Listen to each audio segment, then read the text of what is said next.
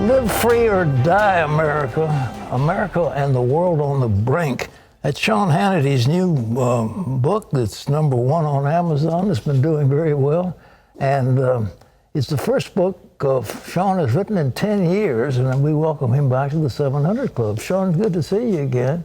Congratulations on your new book. How are you? It's great to see you. By the way, thank you for doing my radio show about 2 weeks ago. So it's we've stayed friends over these many years. Well, we did indeed. You know, Sean, in this book, you started off talking about the history of America, and many of our freedoms are founded in our religious beliefs. You felt actually it was the Protestant meetings that gave us the form of government we have right now. Could you talk about that? Yeah, you know, it's interesting because everything I believe, Pat, is in play.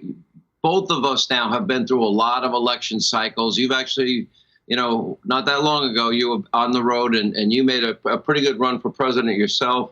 And if we don't understand the principles that made this country great, and that's why I started with chapter 1, and that is the Judeo-Christian principles that led the foundation.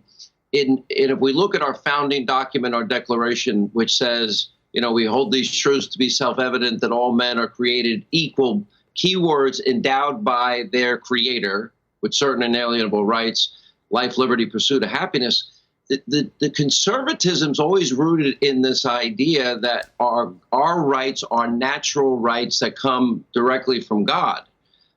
My time in 12 years of Catholic education, I studied Latin, and the Latin derivative for education is a ducere, to bring forth from within.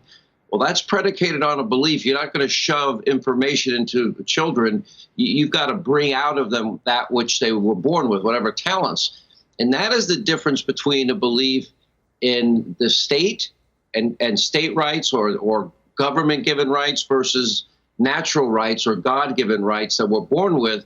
And that is the key then to every other thing that has allowed America to become great and exceptional. Maybe it's not as fashionable today to talk about American greatness and American exceptionalism, but you know, my friend Barry Farber, he's one of the great pioneers of talk radio, always said that there's never been a country in the history of man, albeit not perfect, that has accumulated more power, abused it less, and I add to that, accumulated more power, abused it less, and used it to advance the human condition more than this one. What does that mean? It means that it is liberty, it is freedom, it is capitalism, it is free markets, it is risk, it is reward, and what is at stake, in my view, in this election, which is we're going to continue to live free like that, or we're going to buy into the failed promises of socialism and redistributionism, which we now see what the coming election is really all about when we talk about principles. And to me, that is the foundation of America's success. And it's under attack like it's never been under attack before. I never thought we'd see a major political party in this country embrace full-on socialism, you know, pledging to spend trillions of dollars on the madness of a new Green Deal, as they call it. But it would take away the very foundation of everything that has made Americans successful. Look, I saw in your earlier report today, you were talking about coronavirus. We now have 3 separate companies in a period of 8 months that are in final stage trials for a vaccine. Our therapeutics are advanced. That's because of liberty and freedom, Pat. That's American ingenuity. That's God-given talent. That is what's created a standard of living that is the envy of the world. That is why you and I both know that this is the greatest country God has given man. And if we give up the principles, Pat, that made us great, we're going to lose the greatness. We can't allow that to happen. You talked about, for example, you talked about Gruber and how they lied about Obamacare. And Obama and Biden are lying right now about what they have in mind. What do you think? You know, for everybody that's buying in, remember the promise of this new Green Deal. You're going to have free education, guaranteed government job, guaranteed government wage, guaranteed health care, guaranteed government vacations, guaranteed government healthy food, guaranteed retirement. Well, when you add up, you don't need to have a degree in math from MIT or an engineering degree to figure out that $94 trillion in 10 years just for that is mathematically and scientifically impossible for a country that only takes in $4 trillion a year or $4.5 trillion a year. And then on top of that, then they're going to have education for all. I think there is a psychological appeal for many people. Oh, no more stress in life. Everything is going to be taken care of and the government's going to take care of it. Well, let's look at their track record. Every night we are seeing chaos, anarchy, mayhem, death, no law, no order in cities like New York, Chicago, Portland, Seattle. We now see all across this country, real danger we have children dying, a 1-year-old dying in Brooklyn in a stroller in a park, an 8-year-old in Atlanta, a 7-year-old in Chicago. I interviewed the father of this 19-year-old young man who was killed in the Summer of Love zone in Seattle. Okay, that is the most fundamental promise that government makes to keep us safe and secure. These cities, one thing they have in common is they've been run by liberal Democrats for decades, and they have failed spectacularly. Then you go to the part two. What is their next obligation? How are the educational systems doing in all of these big cities? What do they have in common again? We spend more per capita than any country in the industrialized world with the worst results. The city of Baltimore spends more per capita per student, the third highest in the world. They have 13 public high schools where not a single child, Pat Robertson, not one, is proficient in math. That's spectacular failure. You mentioned Obamacare. Millions lost their doctors, millions lost their plans, and we're all paying on average 200% more. The promise was just the opposite. You go to Social Security and Medicare, other government promises, they're both headed towards bankruptcy. So why some people would still put their faith, their hope, their trust, and their belief system that the government's going to solve those problems for them? The great Thomas Paine once said, were the guides and dictates of human conscience, that's God, our conscience, our soul, irresistibly obeyed, there'd be no need for any lawgiver. Then he goes on to say that not being the case, because we're a fallen people, governments are instituted by men, and government in its best state is but a necessary evil, and its worst state an intolerable one. So we govern, as a conservative as I am, and I know many in your audience are, we want small government, efficient government. Let's do the things that they should be doing well. We can keep our cities safe and secure and our towns safe and secure. We absolutely know we can educate our children if we put our minds to it. If we stay with the fundamentals, and if they learn to do those things right, the American people, their innovation, their entrepreneurialism, their individualism will come through. And that is what has made the distinction between America and the rest of the world. And I'll add one thing. It's because America's been free that we've had the ability not only to right wrongs and injustices, to become a more perfect union. We still have a long way to go. But it's this country, Pat, that saved the world from communism and from fascism and from Nazism and Imperial Japan. It's this country that has led the way for wealth and prosperity and a better world for all, advancing the human condition.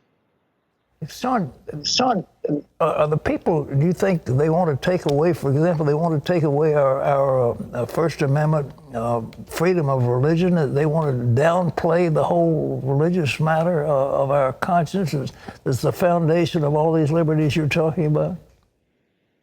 Yeah, I mean, all of our rights are really under assault. Think about that. The one thing, I have a whole chapter on the history of socialism, and the one thing that is consistent, and I don't care whatever name it's given, redistributionism, statism, Mao and the revolution. I go through the history of the Bolsheviks. I go through all the satellite Soviet states of the former Soviet Union. More modern day, you can look at Venezuela. You can look at the revolution in Cuba. they all start out with the lofty promises, and they all end in poverty and misery and with a loss of freedom. But in terms of rights, there's never, for example, we're at a time where we've never been a greater ally and friend to the state of Israel. The current administration, I would argue, no president has been better for that relationship than the current president. No president has been better for religious freedom than the current president. All things that I believe are fundamental and matter. Now, if you're a conservative and you've experienced this a lot over your many, many years, you have an unbelievable historic career. You have watched this shift. We've watched, the ebb and flow of political cycles. This is different, though, because what I'm hearing people say is that this is the first time in my lifetime that a major political party is taking on and embracing full-on socialism. Now, under past, there used to be more moderates, for example, in the Democratic Party. Joe Lieberman was the vice presidential candidate of the Democrats in 2000, and maybe that was like the canary in the coal mine, because as soon as Joe Lieberman was ostracized. He was not liberal enough for this modern Democratic Socialist Party, and they are now a socialist party. And unfortunately, maybe the promises sound lofty and great. The sustainability and practicality of it ever being implemented are just, it's not mathematically feasible and mathematically impossible. Sean, you pointed out one thing when they had gotten through drafting the Constitution. Somebody asked Benjamin Franklin, well, what have you got? And he said, I've got a republic if you can keep it. Are we going to keep it or not? I wish I had the gift of prophecy, and I could look into a crystal ball, Pat, and I'd be able to give you a straight answer. The story you're referring to is Franklin, in the midst of the Constitutional Convention, is asked, is it a monarchy or a republic? And his answer, a republic if you can keep it. Both of us were fans of President Reagan. Yeah. Reagan gave us an admonition as he was leaving office. And he said, freedom is but one generation away from extinction. Well, I got to tell you, Pat, I have two kids. My son is 21. My daughter's 18. It can't be this generation. We owe it to future generations. This fight is real in terms of the direction of the future of the country. And preserving the cause of liberty and freedom and self-reliance and limited government is crucial.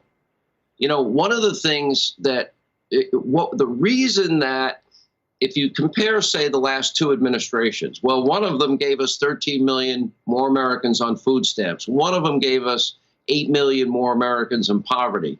One of them gave us the lowest labor participation rate since the 70s. Okay, in 3.5 years, you get a new president. What did we see? Unprecedented economic growth. We saw record low unemployment for every demographic that had been left behind, frankly, by the big government policies of the previous administration. Record low unemployment for African Americans, Hispanic Americans, Asian Americans, women in the workplace, youth unemployment. We became, and I think this has been crucial to our economy, by getting rid of this burdensome bureaucracy that government always gives us. For the first time in 75 years, energy independence. Energy is the lifeblood of the world's economy. That also puts us in a position where, from a geopolitical, strategic point of view, the Straits of Hormuz are less strategically important to the United States, meaning we have more of an opportunity to stay away from foreign conflicts maybe we don't want to get involved in, although we've got to watch out for Iran, and Iranian hegemony is a real threat to the region and the world. But energy independent for the first time in 75 years, and the world's largest producer of energy for the first time in over 75 years. Well, first it means millions and millions of jobs, high-paying career jobs for Americans. We need them. And it's helping the economy, and it's creating opportunity and raising the standard of living of Americans. And then secondly, I'd argue with you, Pat, is that all of these things at the end of the day is, this is the biggest moment of choice. I call this a tipping point. The positive side is we can continue to embrace the principles that got us here, or we can abandon them and we can go for the false hope and the false promises that that mistake has been made throughout history. It's never succeeded. Whatever name you give it, whatever form it's taken, it will still end in predictable failure, unfulfilled promises, and sadly, a loss of freedoms in the name of false security. That's what always happens. Sean, thank you so much. And thank you for this book, by the way. I see our time is up, but Sean Hannity's Live Free or Die is a national bestseller, and you can get copies wherever books are sold. And Sean, it's a pleasure being with you, dear friend, and I hope that you stay well and keep telling the truth, and the people love you. Birthday not that long ago, and you're doing well. I had one. I'm 90 years old. I'm still going down the road. So thanks, Sean. Don't stop. Keep going. We have a long way to go. I hope so. Thanks again, friend. All right. My friend. Thank you. Sean Hannity. That's his new book, Live Free or Die. It's a national bestseller.